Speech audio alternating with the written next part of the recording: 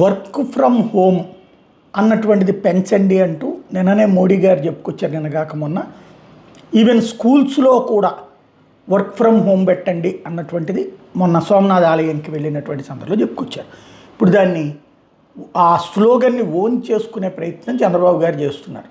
ఏమంటారు, అది నేను ఎప్పుడో చెప్పాను అన్నటువంటిది చంద్రబాబు గారు కూడా చెప్పారు. వాస్తవంగా వర్క్ ఫ్రమ్ హోమ్ అనేటటువంటిది కరోనా టైంలో ఆరంభమైంది, అంతకుముందు లేదు.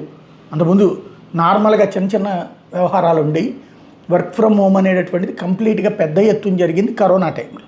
అక్కడ దాంట్లో రాజకీయాలతో ఏం సంబంధం లేదు. కరోనా అనే రోగం కారణంగా వర్క్ ఫ్రమ్ హోమ్ స్టార్ట్ అయింది.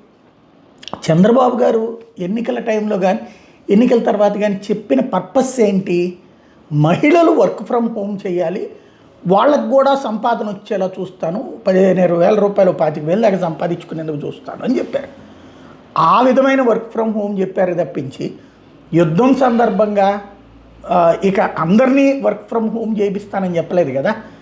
బట్ నేనే చెప్పాను అనేటువంటిది అవి కొన్ని ప్రతిదీ నేనే అనేటటువంటి పదం కొద్దిగా తగ్గించుకుంటే బెటర్ ఏమో. లేదు ఇదే కరెక్ట్ అనుకుంటే ఆయన ఇష్టం. కాకపోతే మంచి పాయింటే చెప్పారు. ఖచ్చితంగా మోడీ చెప్పినటువంటి స్లోగన్ ఆచరణలో తీసుకురావాలి. బంగారాన్ని కొనడం తగ్గించండి, అట్లాగే దుబారా కూడా తగ్గించండి. ఎస్పెషల్లీ ఈ వీళ్ళు ఎక్కువగా కాన్వాయ్లు 10 వెహికల్స్ అట్లా వేసుకొస్తున్నటువంటి వాళ్ళని తగ్గించండి అన్నటువంటి విషయం చెప్పుకొచ్చారు.